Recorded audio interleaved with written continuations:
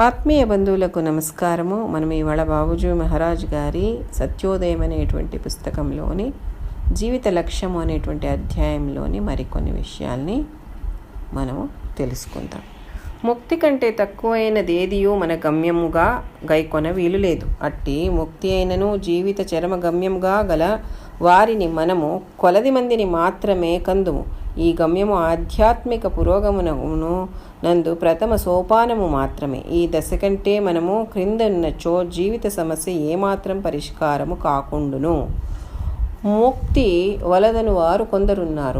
మరలా ఈ భూమిపై పుట్టి భక్తి పాటించుటే వారు అభిలాషింతులు. వారి జీవిత లక్ష్యం అనిశ్చితము, అనిర్దిష్టము. భక్తి తప్ప భక్త్యాతీతమైనదేదియో వారు తమ లక్ష్యము కాదందురు. వాస్తవముగా వారు భక్తుని స్థితికి సంబంధించిన సమ్మోహక ప్రభావముచే ఆకర్షితులైపోయి అట్టి స్థితియందు కలకాలము చిక్కుపడి ఉండ ఇచ్చగింతురు. తమ తృప్తి కొరకే వారట్లు చేయుదురు. చిక్కులలో తగులుకొని ఉన్నంతకాలము శాశ్వత బంధము నుండి విడుదల పొందుట అసంభవము. బంధము విముక్తియే ఆత్మ యొక్క సహజవాంఛ. బంధనములు నుండి తన్ను తాను విడిపించుకొన ఇష్టపడని వానికి పరిష్కారము లేదు. బాబూజీ గారు ఏం చెప్తున్నారంటే, ముక్తి కన్నా తక్కువైనది ఏది మన గమ్యంగా తీసుకోరాదు. కాకపోతే అటువంటి ముక్తిని కూడా జీవిత చరమదశ అని అనుకునే వాళ్ళు చాలా కొంతమంది మాత్రమే ఉంటారు. ఈ గమ్యం ఏంటంటే ఆధ్యాత్మిక పురోగమనానికి ప్రథమ సోపానం మాత్రమే. మొదటి మెట్టు ఏది? ముక్తి అనేది. ఈ దశ కంటే మనం కింద ఎప్పుడైనా కానీ జీవిత గమ్యాన్ని ఎంచుకుంటే జీవిత సమస్య ఏమాత్రము పరిష్కారం కాదు అని చెప్పేశారు బాబూజీ గారు. కాబట్టి కొందరు ఏంటంటే ముక్తి మాకు వద్దంటారంట. మళ్ళీ ఈ భూమిపైన పుట్టొస్తాము భక్తి చేసేదానికి అని. అంటే వాళ్ళ జీవిత లక్ష్యం ఏంటి? అనిశ్చితమైనటువంటిది. వాళ్ళు నిశ్చయించుకోలేదు. అనిర్దిష్టమైనటువంటిది. వాళ్ళకి భక్తి తప్ప భక్త్యాతీతమైనది ఏది వాళ్ళకు వద్దు. అంటే భక్తినే కావాలి మాకంతే. ఎందుకు అలా అంటున్నారంటే ఆ భక్తుని స్థితి ఏముంది కదా, సమ్మోహకంగా మనోరంజకంగా ఉంటుందన్నమాట. ఆ భక్తి చేసేటప్పుడు ఆ లోపల వైబ్రేషన్స్ ఉంటాయి కదా, అవి అలా ఉంటుందన్నమాట. అది ఆ స్థితి చాలా బాగుంటుంది. అందుకే అదే కావాలని వాళ్ళు ఆకర్షితులైపోతారనమాట. అటువంటి స్థితి ఏంటంటే కలకాలము అట్లా భక్తి చేసే వాళ్ళని ఆ ఒక బంధనంలో చిక్కుపడి చేసి అక్కడే ఉండేటట్టుగా చేసేస్తుంది అనమాట. అంతేకాకుండా వాళ్ళ తృప్తి కోసమే ఈ భక్తిని చేస్తారనమాట. అంతేకాకుండా చిక్కులలో వాళ్ళు తగులుకొని ఉన్నంతకాలము శాశ్వత బంధం నుండి వాళ్ళు విడుదల పొందేదనేది అసంభవమైపోతుంది. బంధన విముక్తి ఏంటంటే ఆత్మ యొక్క సహజమైనటువంటి వాంఛ, అది లక్షణం. బంధనం నుండి ఎవరు తనను తాను విడిపించుకోనేదానికి ఇష్టపడరో వాళ్ళకి పరిష్కారమే లేదు అని చెప్పేశారు బాబూజీ గారు. భక్తి లక్ష్య సాధనకు మార్గం, అది ఏ లక్ష్యము కాదు. నేను పైన చెప్పినట్లు వారు ప్రాథమిక స్థితి యొక్క సమ్మోహక ప్రభావమునకు ముగ్ధులై ఎన్నడూనూ దాని నుండి దూరమగుటకు అభిలషింపరు. వారు గైకొన్న సంకుచిత దృక్పథము వారి విశాల దృష్టిని అడ్డగించును. అంతకంటే అతీతమైనదేదియో వారి కంటికి ఆనదు. ఏదో ఒక ప్రత్యేకోద్దేశంతో భక్తి అవలంబించినచో అది నిష్కామ భక్తి కాదు అనడి నిర్హేతుక వాదమొకటి పై దృక్పథమునకు ఆధారముగా ఒసగబడుచున్నది. భగవద్గీతలోనున్న నిష్కామోపాసన సిద్ధాంతము ప్రత్యేకోద్దేశము దృష్టిలో ఉంచుకొనక భక్తిని అవలంబింపవలెనని ఉద్బోధించుచున్నది.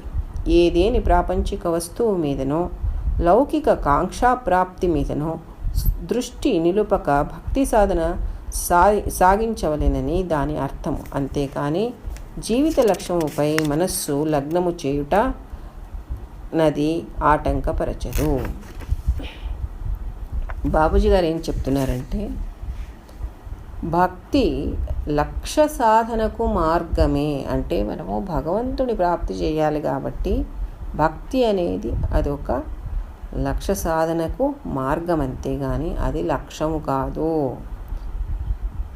బాబూజీ గారు పైన చెప్పినట్లుగా ఆ భక్తులు ఎవరు ఉంటారు కదా, వాళ్ళు ప్రాథమిక స్థితి యొక్క సమ్మోహకమైనటువంటి ఆ ప్రభావంతో ముగ్ధులైపోయి ఎన్నటికీ దాని నుండి దూరం అయ్యేదానికి ఇష్టపడరు.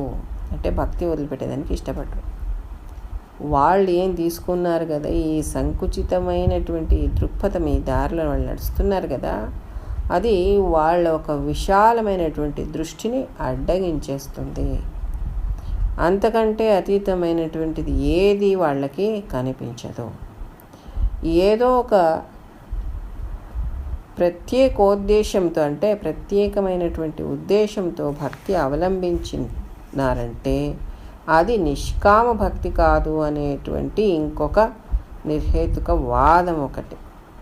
అది పైన ఉండేటువంటి ఆ దృక్పథానికి ఆధారంగా వసగబడుతూ ఉంది అని.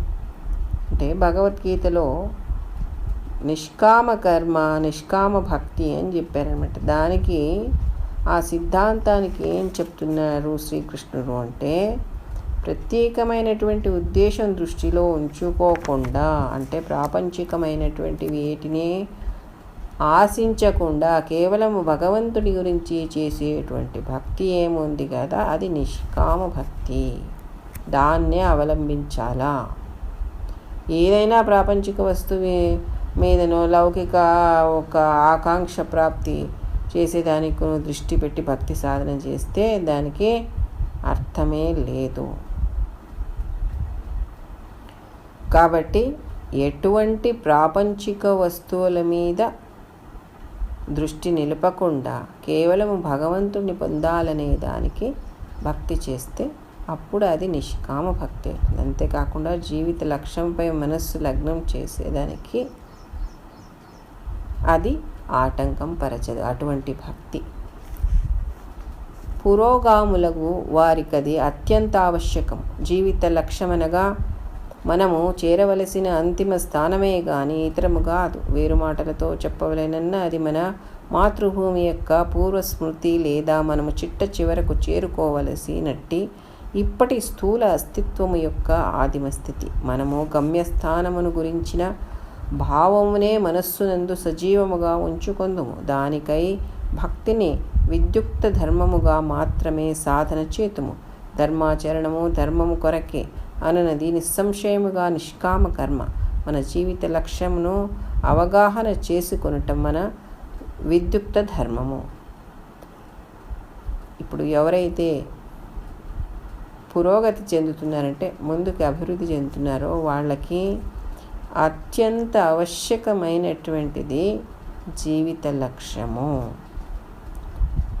అంటే ఆ జీవిత లక్ష్యం ఏంటి అంటే మనము చేరవలసినటువంటి అంతిమ స్థానము, అంతేగాని వేరే ఏది కాదు.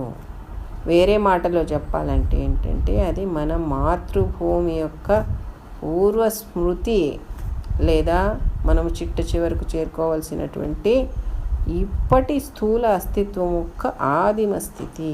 అంటే ఇప్పుడు మనం ఏమున్నాము దానికి మూలంగా ఎక్కడి నుంచి వచ్చామో ఆ పవిత్రమైనటువంటి స్థితి, ఆ స్థితి. మనం గమ్యస్థానంనే గురించి భావంనే మనస్సు లోపల ఎప్పుడు సజీవంగా ఉంచుకోవాలి. ఆ భావం మన మనసులో సజీవంగా ఉండాలంటే దానికోసమే భక్తిని మనము ఒక విద్యుక్త ధర్మంగా మాత్రమే సాధన చేస్తాము.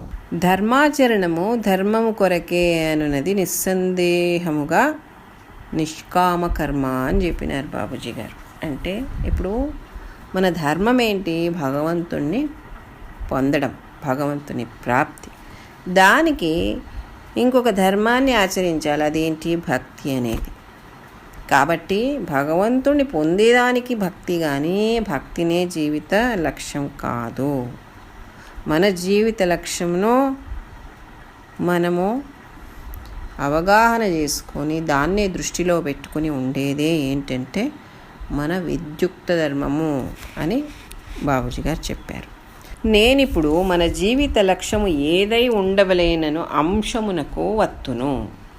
లక్ష్యము మహోన్నతమైనదై ఉండవలే ననుట సాధారణముగా అంగీకరించబడిన విషయము. లేకున్నచో అంతిమ స్థితి వరకు పురోగమించుట సందేహాస్పదము. అందువలన మానవ సాధ్యమగు మహోన్నత స్థితి ఏదో దానిని గూర్చిన సుస్పష్ట భావనయుండుట అవసరము. దివ్యావతారములగు రామకృష్ణులు దృష్టాంతములు మన ఎదుట ఉన్నవి. భక్తి విశ్వాసములతో వారిని ఆరాధించి మనము వారితో ఐక్యము పొందగోరుదుము. ఆ ప్రయత్నముగా అది మన జీవితపు లక్ష్యమైపోవును. మనమెంత పురోగతి సాధించినను వారి స్థితి వరకు మాత్రమే చేరగలము. అవతార పురుషులు రామకృష్ణులు ప్రకృతి ఆదేశానుసారము ప్రకృతి కార్యములు నిర్వహించుటకై అతీత శక్తులను గలిగిన విశిష్టమూర్తులై అవతరించినారు. వివిధ ప్రకృతి శక్తులపై వారికి సంపూర్ణ అధికారం ఉండినది. వారెప్పుడైనను వారికి సబబు అని తోచిన రీతి వాటిని ఉపయోగించగలిగి ఉండిరి.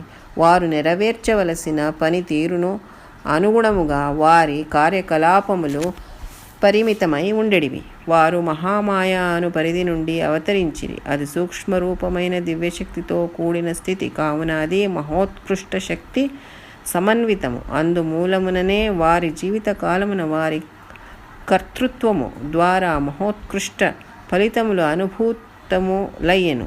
మానవ సాధ్యమగు మహోన్నత స్థితి మహామాయ స్థితి కంటే మిక్కిలి అతీతమైనది.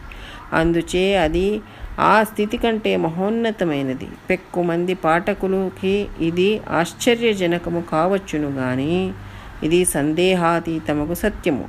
ఎచ్చోట అన్ని రకముల శక్తులు, బలము, క్రియాశీలత, ఉత్తేజము కూడా పొడసూపకుండి సంపూర్ణ శూన్య స్థితి యందు మనుష్యుడు ప్రవేశించును. అదియే చేరదగిన లేదా సాధింపగలిగిన జీవిత లక్ష్యము.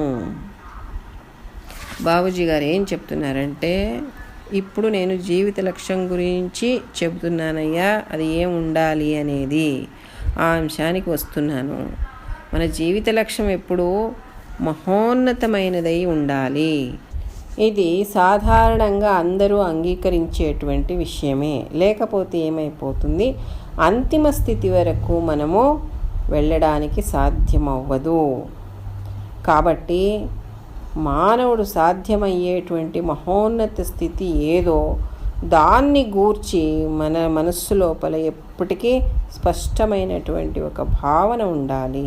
ఇప్పుడు అవతార పురుషులని చెప్పేటువంటి రాముడు, కృష్ణులు, వీళ్ళందరూ మన కంటెదురుగా ఉన్నటువంటి ఉదాహరణలు అన్నమాట. అంటే దేవుళ్ళు అని అందరూ విశ్వాసంతో భక్తితో కొలిచి వాళ్ళని ఆరాధించి వాళ్ళలో ఐక్యాన్ని పొందాలి అని అందరూ అనుకుంటారనమాట. ఆ ప్రయత్నంగా వాళ్ళనే జీవిత లక్ష్యంగా గమ్యంగా అనుకుంటారు. మనము ఎంత పురోగతి సాధించినా కూడా వాళ్ళని కొలుస్తూ ఉంటే వాళ్ళ స్థితి దాకా మాత్రమే మనం చేరుకోగలము. అవతార పురుషులైనటువంటి రామకృష్ణులు ఏంటంటే ప్రకృతి యొక్క ఆదేశానుసారంగా ప్రకృతి కార్యాన్ని నిర్వహించేదానికి అతీత శక్తులతో వాళ్ళు ఈ భూమిపైన అవతారం తీసుకున్నారు. వివిధమైనటువంటి ప్రకృతి శక్తులపై వాళ్ళకి సంపూర్ణమైనటువంటి అధికారం ఉండింది. వాళ్ళకి ఎప్పుడు కావాలో, ఏ రకంగా కావాలో ఆ శక్తులన్నీ వాళ్ళు ఆ రకంగా ఉపయోగించుకొని లోక కళ్యాణాన్ని చేసినారనమాట. వాళ్ళు నెరవేర్చవలసినటువంటి పని ఏముంది కదా, దానికి అనుగుణంగా వాళ్ళ శక్తులన్నిటినీ ఉపయోగించుకొని ఆ కార్యాన్ని చేసినారనమాట. వాళ్ళు మహామాయ అనేటువంటి ఆ ఒక వలయం, ఆ పరిధి నుండి అవతరించి వచ్చిన దానికే వాళ్ళల్లో ఒక విశేషమైనటువంటి దివ్య శక్తులు ఉండినాయి. కాకపోతే బాబూజీ గారు ఏం చెప్తున్నారంటే, మానవులకు సాధ్యమయ్యేటువంటి ఆ మహోన్నత స్థితి ఏముంది కదా, అంతిమ స్థితి మనం చేరుకోవాల్సిండేది, అది మహామాయ వలయం కన్నా అవతలకుంది అని. చూడండి ఎంత ఒక ఆశ్చర్యజనకమైనటువంటి విషయం ఇది. అంటే శ్రీకృష్ణ, శ్రీరామ అవతార పురుషులు వాళ్ళు మహామాయ నుంచి దిగొచ్చినారంటే దానికన్నా అవతలకి వెళ్ళేది ఉందంట మనిషి యొక్క గమ్యము చేరుకోవాల్సిండేది. అంటే మానవ సాధ్యమైనటువంటిది దానికన్నా అవతలుకుంది అంటే అభ్యసిస్తే సహజ మార్గ పద్ధతి ద్వారా ఆ స్థితి కన్నా ఇంకా అవతలకి వెళ్ళే సాధ్యం ఉంది అని చెప్తున్నారు బాబూజీ గారు. ఇది ఎటువంటి ఆధ్యాత్మిక నిగూఢ రహస్యాన్ని బాబూజీ గారు ఇవాళ బట్టబయలు చేసి పెట్టారనమాట మనకి. అంటే శ్రీరాముని స్థితి కన్నను శ్రీకృష్ణుని స్థితి కన్నను ఇంకా మిన్నైనటువంటి స్థితికి పోవాలా అభ్యాసులైనటువంటి వాళ్ళు అని చెప్తున్నారు. అంటే ప్రతి ఒక్క మనిషి కూడా దానికన్నా ఇంకా అవతల వెళ్ళే ఒక అవకాశం ఉంది. ఇది అందరికీ ఆశ్చర్యం అవ్వచ్చు, కాకపోతే దీంట్లో సందేహం అనేది లేదు. అది బాబూజీ గారు చెప్తున్నారు. ఎక్కడ అన్ని రకాల శక్తులు కానీ, బలము కానీ, క్రియాశీలత కానీ, ఉత్తేజం కానీ అన్నీను క్రియలన్నీ నిష్క్రియ అయిపోతుందన్నమాట. ఏ శక్తి లేదు, బలం లేదు, అన్నీను నిష్క్రియ అయిపోయి ఆ శూన్యమైనటువంటి స్థితికి ఎప్పుడైతే మనిషి ప్రవేశిస్తాడో అదే మనిషి చేరగలిగినటువంటి అంతిమ లక్ష్యము, సాధింపగలిగినటువంటి జీవిత గమ్యము అని బాబూజీ గారు మనకు చెప్తున్నారు. కాబట్టి మిత్రులారా, ఒకసారి ఊహించుకోండి, అది ఎంతటి అత్యున్నతమైనటువంటి స్థితికి మనము వెళ్ళవలసి ఉంది, దానికి ఏ రకంగా మనం సాధన చేయాలి, ఎంత మనము శ్రద్ధతో చేయాలి. భక్తి అనేది కేవలం ఆ దారిలో వెళ్ళేదానికి ఒక సాధన అంతే. గురువు పైన అచలమైనటువంటి విశ్వాసాన్ని పెట్టి ఆయనకి సమర్పణం చేసుకునేంత సంపూర్ణంగా ఏమి ఇంకా మిగిల్చుకోకున్నట్టుగా సంపూర్ణంగా సమర్పణం చేసుకుంటే ఇది సాధ్యమవుతుంది. ఇంతటితో ఈ సత్సంగాన్ని ముగిద్దాము. ఇంకా వచ్చే సత్సంగంలో ఇంకా చాలా విషయాలు తెలుసుకుందాం. అప్పటిదాకా సెలవు. నమస్కారం.